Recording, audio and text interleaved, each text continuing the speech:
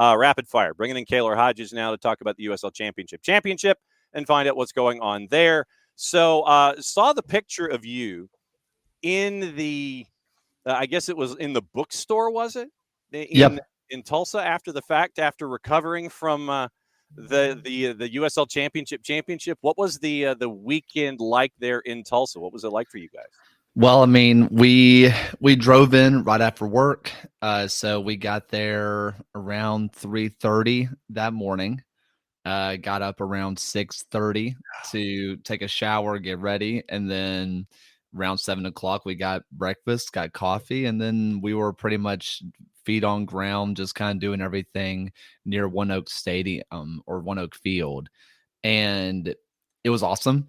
It was cold. It was like it was really cold. Not freezing. People in like Minnesota are gonna be like, that's summer to us. But for me, it was cold. And so it made for a very interesting atmosphere where I was a little bit concerned. I was like, man, it's a cold day. It's a little dreary. It looks like it could rain any minute. How many people are going to show up? I turned the corner and the street is just filled with Tulsa fans everywhere. I was in a coffee shop on Cherry. It's the coffee shop on Cherry Street, I think is what it's called. And there was these two older gentlemen just talking sports, and I hear one of them trying to explain what the USL is to the other. And this is like a 60-year-old man talking to his 70-some-year-old counterpart, and they're talking about getting and going to the game later that day.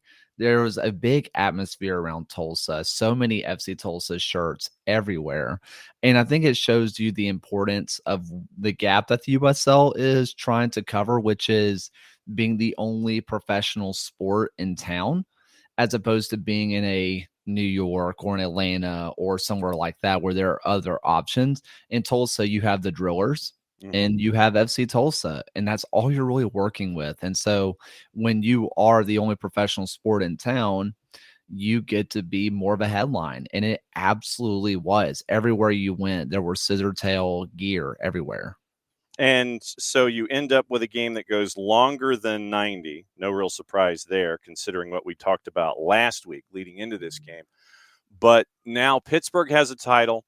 And you have to feel for someone like a Robbie Mertz, the hometown kid. The Yinzer gets the title for his hometown club. Takeaways from the championship game now that you've had the sum total of, less than 72 hours to digest it. What sticks in your brain about what we learned about the game, those two teams in the season? I mean, there's a lot that went on with the championship. When I'm thinking through everything, there is a lot of storylines that happened. First things first, it did not translate to TV. However, this game was exciting. It was. There was a lot of people who were like, this was boring, no goals. It was not a good match or whatever. This was a horrible product. I completely disagree. The amount of times that a Pittsburgh player crossed a Tulsa shot, yes, people could say that was boring. Every single cross that was taken, and we saw a bunch of them, the amount of times that you felt just the entire stadium just gasp, because everybody knows that all it takes is one cross to not get blocked, and Taylor Kalira is right there, and it's a goal. Right? Everybody knew how much danger there was on every single cross, and yet they kept getting blocked. And you just felt that every single person in the stadium just gasp, right?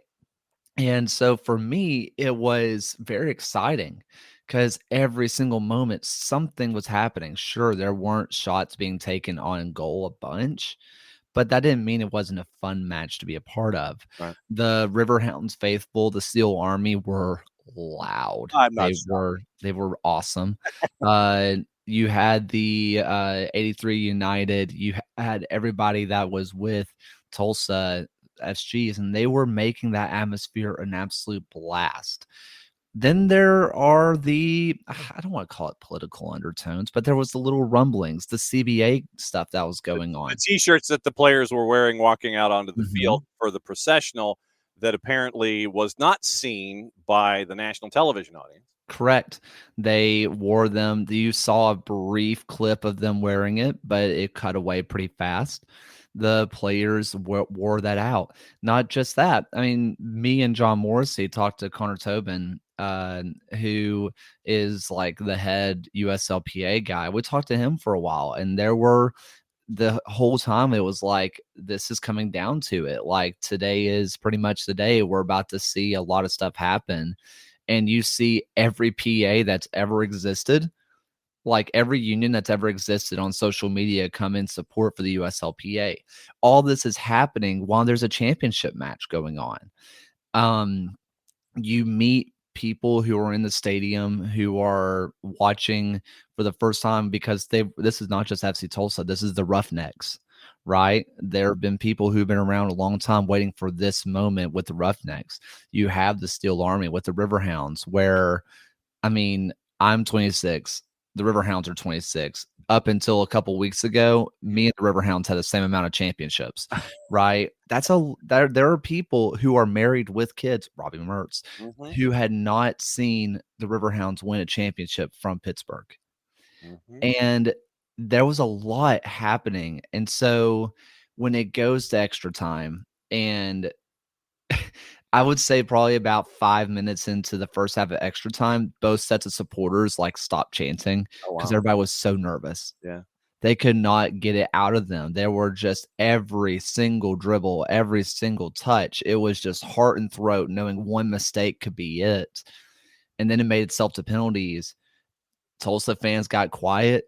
Riverhounds fans got loud because, and me included, once it got to penalties, everybody knew what was going to happen. And it was really cool because the moment it went to penalties, I moved myself in front of the Steel Army because I was like, they're going to win. The players are going to come immediately celebrate over here. I want to get the shot. And everybody in the stadium knew that it made itself to penalties. Eric Dick is the best goalkeeper in the league. How can you beat him? Yeah. And who's it come down to? Lukic, who has been the super star of this run by FC Tulsa. There is no Lukic, there is no run. And I told John Morrissey after the game, I might have said it live on our post game broadcast. That was the moment for me. I check marked whoever scores between Lukic or whoever, wins that matchup, Lukic versus Dick, that's who's winning this game. If Dick saves, then it's Pittsburgh. If Lukic scores, it's Tulsa.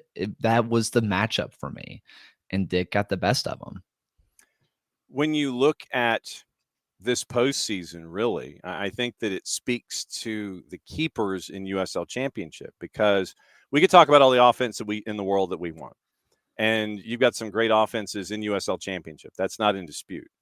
But I think at the same time, this postseason, the conversation should be dictated by defense and by the folks between the sticks that got their teams further than they might have anticipated, got them into a championship game, and had the matchups that we were looking for with great offenses going up against great keepers and then going into PKs and such. I think that this one was probably the year of the keeper when you're talking about the postseason.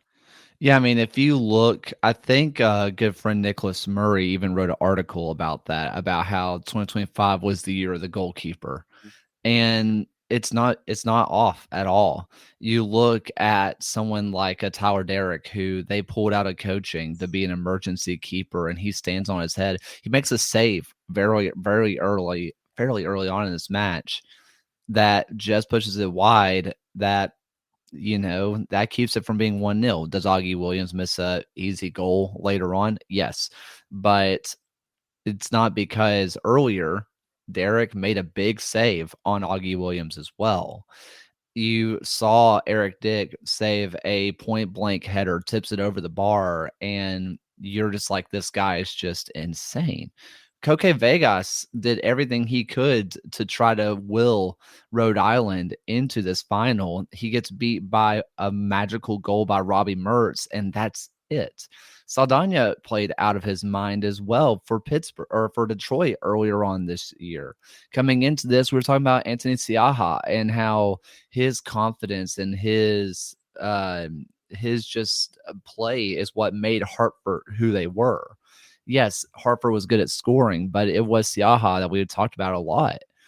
there's so much that we saw with the defensive groups and the core of goalkeepers that you just felt yourself being like, wow, this is the difference in this, because it's not like FC Tulsa is just some defensive powerhouse that just relies on their back line. We saw them absolutely New Mexico a few weeks ago. Offensively, they can do it. They're one of the best this league has to offer. But then you see a Pittsburgh Riverhounds who got better after Bob Lilly was removed from being a goalkeeper, significantly better defensively as well. Mhm. That unstoppable force meets immovable object. Unfortunately for you, the Pittsburgh back line remains unmovable. Do we have any idea, on what sent Bob Lilly to administrative leave, and B, do we have a timeline on any kind of a final decision slash return slash thanks for your service for Bob Lilly? Do we have any intel on the why and the future of what's going on in Pittsburgh? Do we have any clue whatsoever? There's always rumor that Okay. you hear. I don't want to No, perpetuate no, I anything don't want it. I don't want it to be without any rumor. I hard just want. facts. However, Yeah. I we've all been around Bob Lilly. You Mhm. can assume Yes. what could have happened. Yeah. You know, one of his rants Yeah. probably went a little too far, Yeah. and one of his and it is what it is. He is I he don't. is he is an emotionally elevated individual. Let's phrase it that Yes. As for when we'll find out about is he returning, will he return? I think Rob Vincent winning a way. I think championship that was your immediately, answer. I think, is what you're looking Yeah. I think that's at. definitely your And answer. it's weird for Pittsburgh because it is a team that, but Rob Vincent perfected. And I talked to John right after the game, and I just said that Pittsburgh became more dangerous now because not only can they recruit, hey, look at our fan base. It's the Steel Army is one of the best fan bases that this country has to offer, let alone the USL. Yeah. Not only do we have a brand new stadium coming, you want to be a part of that. Not only are we vying for Division One, you want to be a part of that. Not only do we play in one of the most beautiful settings that this country has to offer, that's great. But what's been the number one thing keeping people from playing for Pittsburgh? Bob Lilly. Mhm. You go to Pittsburgh when you're fresh out of college or you're out of places to go. Yeah. That's what happens. Mhm. Now they're playing this really fun brand of soccer, and people are going to say, "Well, are you watching the same final that I did?" Yes, you had not seen as much of a free flowing, fun attacking team as you did in Pittsburgh. Unfortunately, Tulsa's back line was also awesome, but a worse back line, and I promise you it's a 2-3-0 game for Pittsburgh. That's how good of a defense Tulsa played. It wasn't out of a lack of quality for Pittsburgh, and they've looked more engaging going forward. They're playing a fun brand of football that people are going to want to join. Pittsburgh got even easier to recruit. We now have, with the season over, and it's kind of like Major League Soccer, where you've had some teams sit there and make their initial roster decisions if they were not in the championship, and now the gate is open, and you're starting to see some teams with decisions being made and folks retiring. New Mexico United's Kaylor Hodges retiring at the end of the year, and you've also got Brian Ownby, after a 14-year career in Lou City, announcing his retirement. And you've got teams making their initial roster decisions: Tampa Bay, Detroit City, Lex SC, Oakland Roots, Vegas Lights, Monterey Bay inking Adrian Rebellard, who a multi-year deal.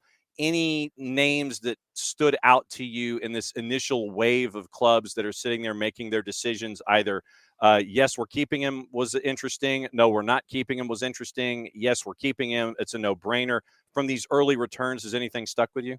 I think more or less looking at one Knox down in League One for me. A lot of their key players that won them a championship not returning, but you can always assume this means they're getting a move up to the championship or they're getting something else, a bigger payday, if you will. Yeah. They're not and Sean Lewis and all those players because they don't feel like they're good enough obviously. So clearly they're exploring some kind of options in the championship or even higher or abroad. One that might interest Atlanta-based folks is Tristan Traeger, leaving Orange County to join the Air Force.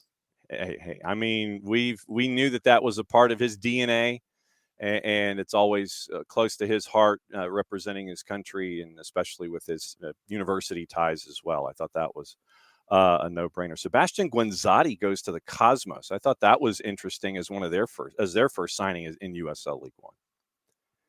Mo before. Yeah. So this is more or less a returning home for him. And he wasn't amazing in Detroit. So probably playing down at the League One level is great. He gets to return home and gets to be a hometown hero. So that was kind of a no-brainer. In general, most of these decisions that I've seen thus far have all been they all made sense. Even looking at Lexington, where you're like, these are good players being released, but they're players that did not really make the final cut in the end with them signing every player to ever live. They just didn't quite make the cut in the end. They're still quality players, though. I'm circling North Carolina. Yes. Who gets to win the sweepstakes? Yeah. And there's already a couple players that are signed on the dotted line that I know about. Okay. And all I'm going to say is sometimes the rich do just get richer. Okay. All right. Stadium news before we get out of here.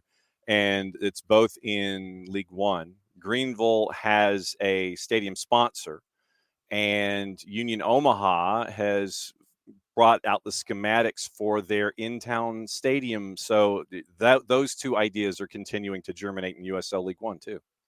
Union Omaha's the bigger one for me because now that they actually have more solid plans, it can't be taken away from them at this point. They assuming some billionaire doesn't come in and just snatch up the land out of nowhere. Union Omaha Stadium is happening, not barring a council decision like it's happening for Greenville. Yeah. They were already building the stadium. They're just going to have to sell it to somebody basically. But I mean, it's cool. It's a little bit more solidity that they're going to have it. But for me, Union Omaha is the big deal because not only does this solidify they're going to have a stadium, it almost all but confirms, hey, they're going to be a championship or D1 club very soon. All right. So before we reconvene next month, what's going on at the USL show and at Kaylor Hodges between now and then as we have more clubs making roster decisions and putting folks out on the market? For me personally, waiting on the Legion roster news to drop because it's about time that I record again. So that's what I've been kind of waiting on before I did the season's over podcast is waiting on roster news. And then for the USL show, we're not meeting this week. Everybody's doing family travel and all that kind of stuff. So right now I'm in the middle of editing our video that happened when we were down in Tulsa. So right now I'm trying to get all of that together, kind of put some finishing touches on it. And it was a cool experience down in Tulsa, and we tried to capture it. We got the trophy lift ceremony. Everybody said, yes. Yeah, it didn't happen. It did happen. It was weird, but it did happen, and so we have that. If people are interested in seeing what that actually looked like. At the USL show at Kaylor Hodges. Have a safe holiday, sir, in the Central Time Zone, or as the boss says, God's time. And we will catch up with you next month where we'll have more roster decisions. We'll discuss North Carolina FC, all the things. It's great to see you, my friend. Have a great Thanksgiving. We'll catch up with you soon. Thank you. You as well. There goes Kaylor Hodges.